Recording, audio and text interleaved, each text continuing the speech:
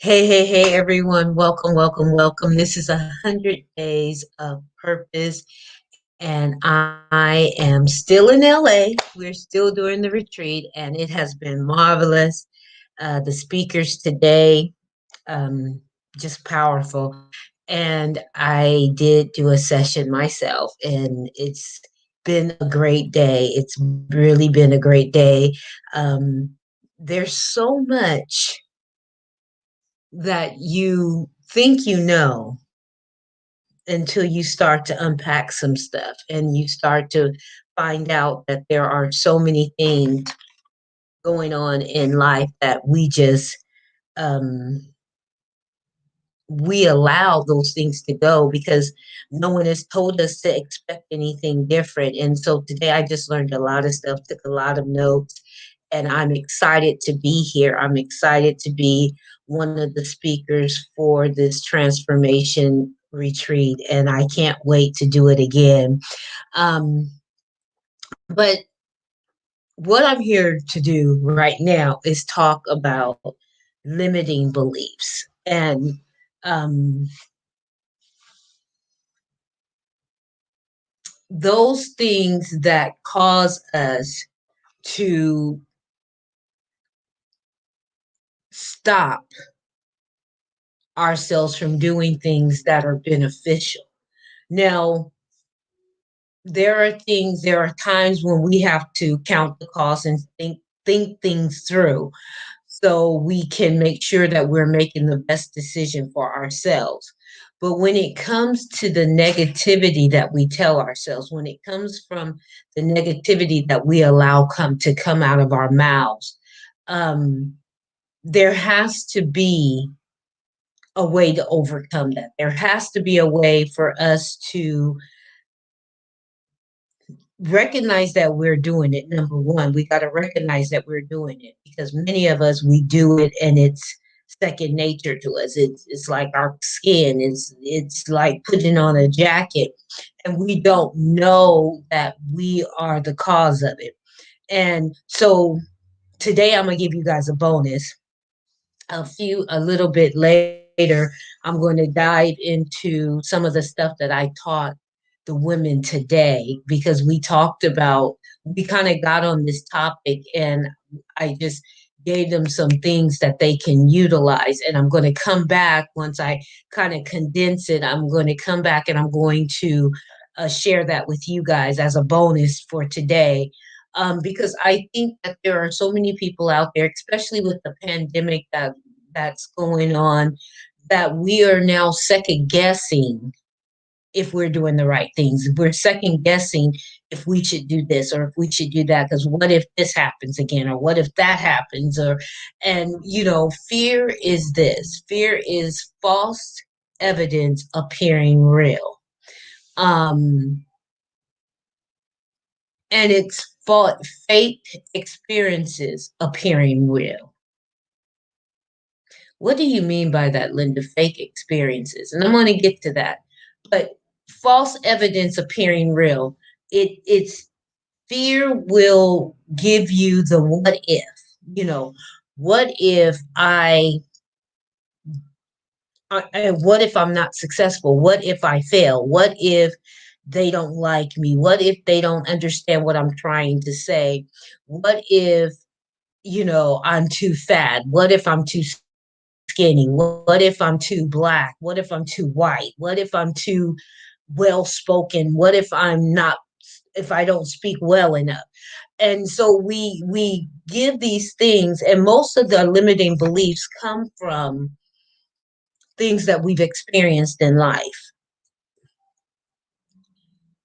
And those things that we've experienced in life made us feel that we were a failure, made us look as if we had failed. But the only time you fail is when you give up and you quit and you throw in the towel and you don't do it anymore. If you are continuing to try something, that's not a failure, that's a lesson. And we need to learn the difference. Many of us have taken our lessons, the lessons we should have learned, and we discarded them because we looked at it as a failure and we looked at it as something that showed us how unworthy we were, when in fact it just showed us that you're worthy, but you got to do it a different way. You can't do it like they did it. You can't do it like she did it. You can't do it like he did it. You've got to do it a different way. Your personality requires you to be more outspoken. Your personality requires you to be a little reserved. And so if you're out there trying to imitate someone else or duplicate someone else, you're not going to be successful. That doesn't mean you're not supposed to.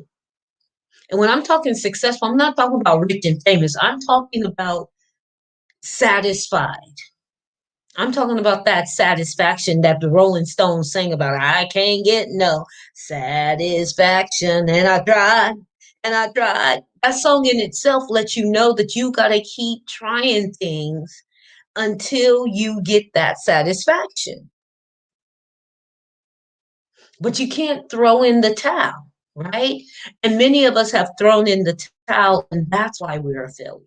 That's why we are undeserving, because we believe the hype that that was a failure, feeble attempt at something, and it didn't work. And so you got to, one, recognize that you are telling yourself things. And number two, you got to stop blaming other people, you know, because I grew up with the white man, the man don't want me to do this. The man got his foot on my neck. The white man, da, da, da, da, da, da, da, da, da, right? And so I was taught to believe that I was less than the white man, right? Because the white man wants to hold me back, and the white man gets all of the accolades. And we talk about white privilege even today. And this isn't, I'm bring it back in. I am not getting down on the white people. I'm just trying to make it relevant and give you things that you might have thought about as a Black person, to give you things that you might have heard growing up that would, and I'm Black. Come on now, I'm Black. I can't tell what the white, I don't know what was said in the white homes. Maybe there was the Black people who got you, holding you back. I don't know. But in our thing, it was the man, right? And so the man, and the man just happens to represent the white man, right? And so we grew up with that mentality that we're less than, we're undeserving, we got to fight for everything that we get, and even that's going to be taken from us. And so we start to tell ourselves these things, and so we got to, one, recognize that we are doing it, that we are telling ourselves things that are not true. And number two, we got to remember that we can't blame everything on everything else or everyone else, right? It's not your mama, your daddy, your sister, your brother, your boss, your teacher that didn't teach you your multiplication tables. It's not their fault that you find yourself in the predicament that you find yourself, because they didn't make the decision for you. You made the decision. And so you've got to come to, number one, recognize that you're telling yourself those things. But number two, you got to stop blaming other people and take the responsibility. Now, take the responsibility for what your actions provide or what your actions promote. Let me finish that thought. Now, let me go here.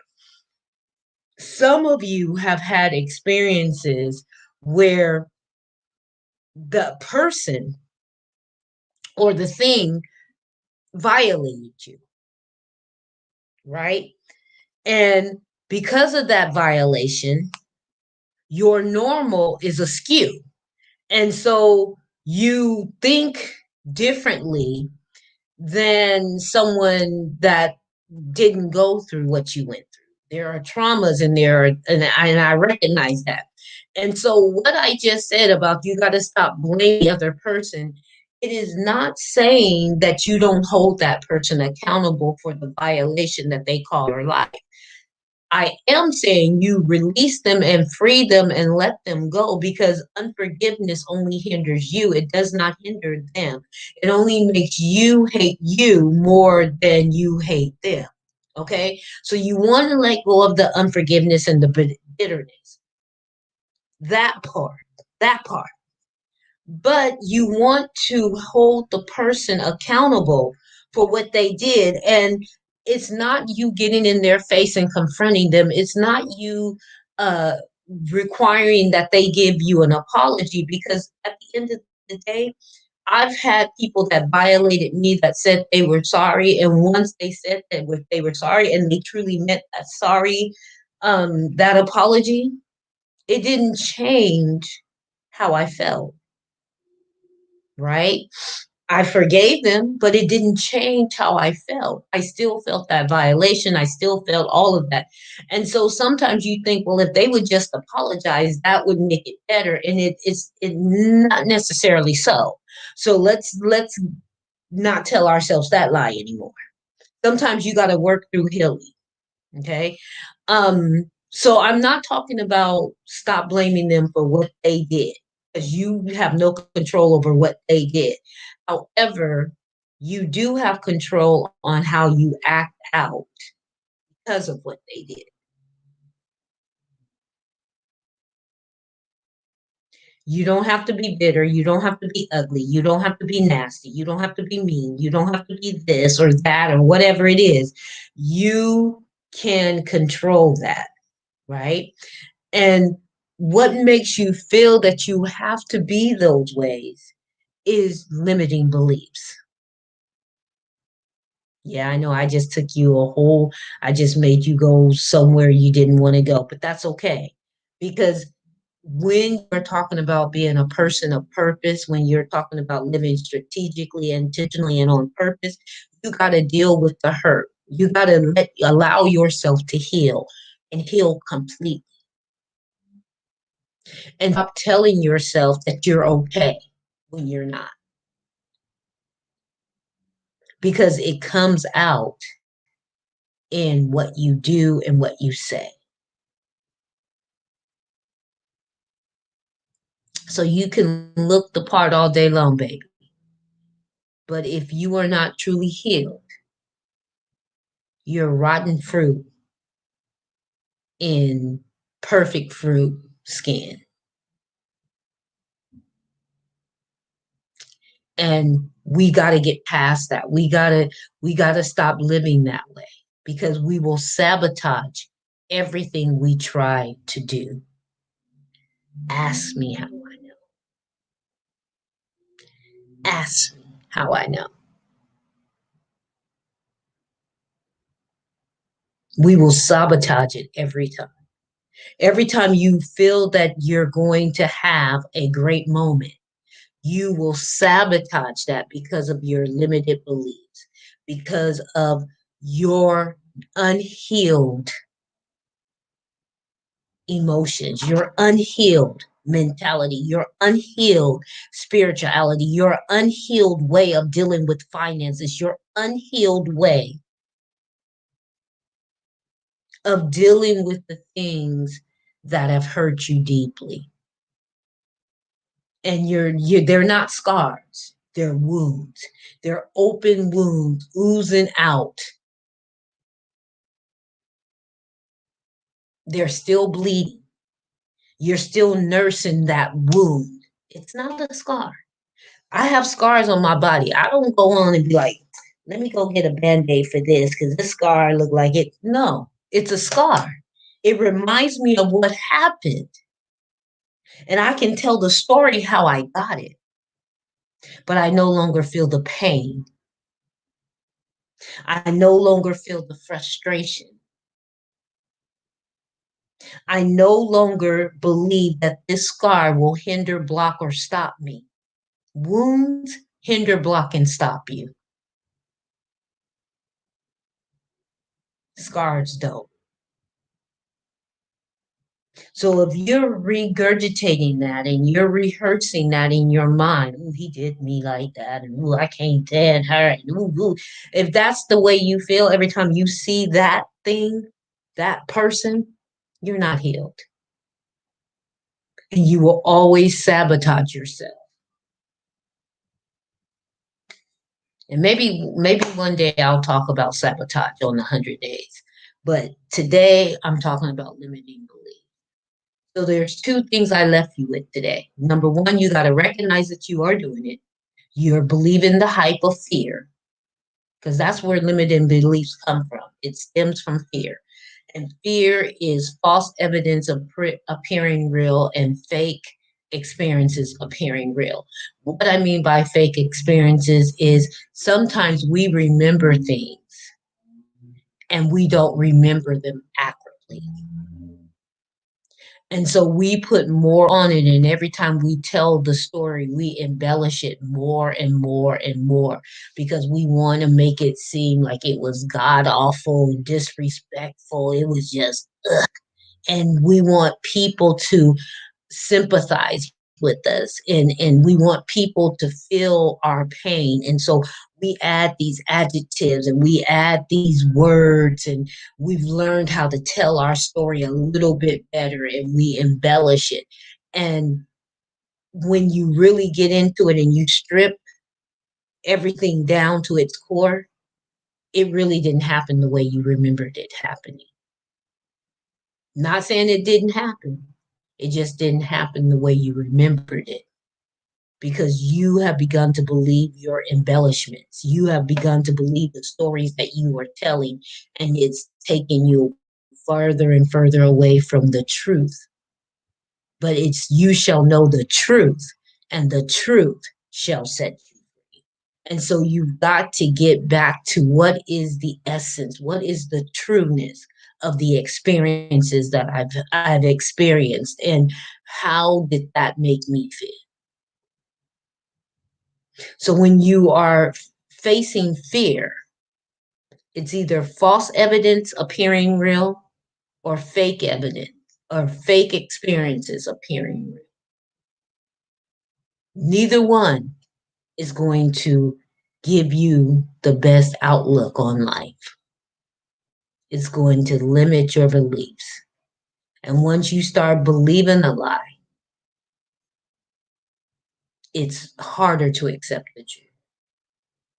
I am Coach Linda, and that's my session. We're going to keep it short. I'm trying to keep them all within 30 minutes. So far, I've been doing a great job. So I'm going to let you go. I believe you have homework. Let me check and see.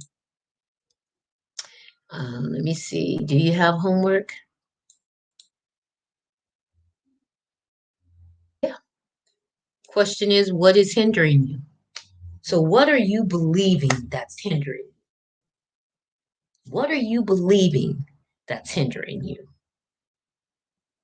Come back and tell me about it. I'm Coach Linda. You have a wonderful rest of your day, evening, wherever you may find yourself. And I know I'm going to get some rest because I am spiritually, emotionally, and mentally drained today. And I still got another bonus live to do. So I'm going to try to get me something to eat and try to rest my brain so I can come back, and hopefully I'll be able to condense this thing down and give you like boom, boom, boom, boom, the 3 points or whatever. Um, I'm sure I can. I just need to release and let go and let God, because God knows what I have need of. You be blessed. You be encouraged. Until next time, this is Coach Linda, and I'm out.